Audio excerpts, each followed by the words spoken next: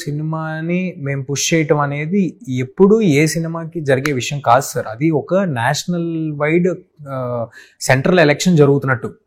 దాన్ని మనం హైదరాబాద్లో కూర్చుని మాకున్న రిసోర్సెస్లో మేము ఏమైనా చేయగలమా? We cannot do. Only thing that can speak for us is our trailer, is our teaser.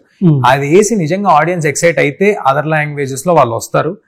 And audience వరకు ఎలా వెళ్ళాలి ఇండియా వైడ్ మొత్తం అనేది కూడా మాకు తెలియదు సార్. ఇంకా ఎవరు క్రాక్ చేయలేదు, ఇంకా తెలియదు. ఒక ట్రైలర్ వేసి దేవుడి మీద భారం వేయడం తప్పితే we have no other way to reach audience and tell them at least మా సినిమా ఉంది, ఆ ట్రైలర్ ఇదే, ఈ ట్రైలర్ చూడండి అని చెప్పే అవకాశం కూడా మాకు తెలియదు ఎలా చేయాలో. ఓకే, మనోజ్ గారి క్యారెక్టర్ కూడా చాలా ఇంపార్టెన్స్, ఈవెన్ ప్రమోషనల్ మెటీరియల్ లో కూడా చాలా ఎక్కువ ఇంపార్టెన్స్ ఇచ్చారు. ఆయన క్యారెక్టర్ బ్లాక్ స్వార్డ్ అనేది అసలు ఎలా వర్కౌట్ అయింది సినిమాలో? ఫెంటాస్టిక్ గా ఉంటుంది సార్. మనోజ్ గారు ఇస్ లుకింగ్ టెరిఫిక్. కార్తిక్ గారు విపరీతమైన స్టైలిష్ గా షూట్ చేశారు మనోజ్ గారిని. ఆయన వచ్చినప్పుడల్లా ఒక ఎలివేషన్, ఒక చాలా స్టైలిష్ గా షూట్ చేశారు. మనోజ్ గారికి ఫస్ట్ హాఫ్ లో ఒక 2 యాక్షన్ బ్లాక్లు ఉన్నాయి sir. 2 I can very strongly say very very well made action blocks. చాలా స్టన్నింగ్ గా ఉంటాయి. రెగ్యులర్ స్టైల్ యాక్షన్ బ్లాక్స్ కాదు. ఒకటైతే మనం తెలుగు సినిమా, ఇండియన్ సినిమాలో ఎప్పుడు చూడలేమని నేను కాన్ఫిడెంట్ గా చెప్పగలను. ఎప్పుడు చూడలేదు అలాంటి ఒక యాక్షన్ బ్లాక్ మనోజ్ గారితో చేయడం జరిగింది.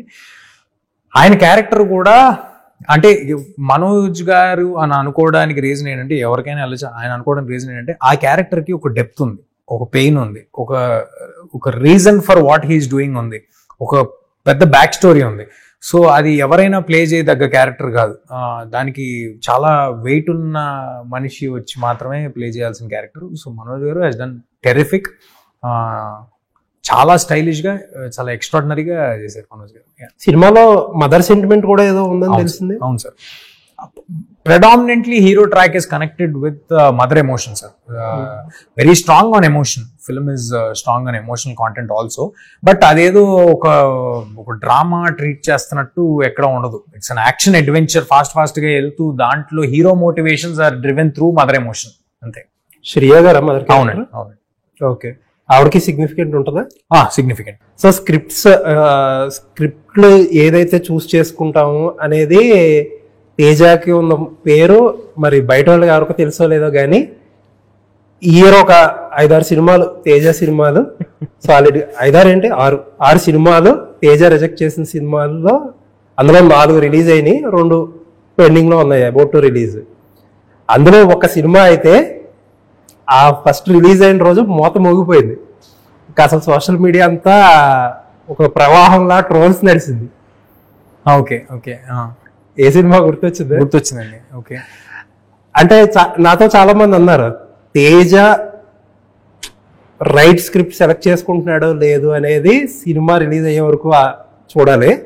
బట్ తేజ ఒక స్క్రిప్ట్ రిజెక్ట్ చేస్తే మాత్రం అది ఏదో అనుమానం పడాలని అంటున్నారు.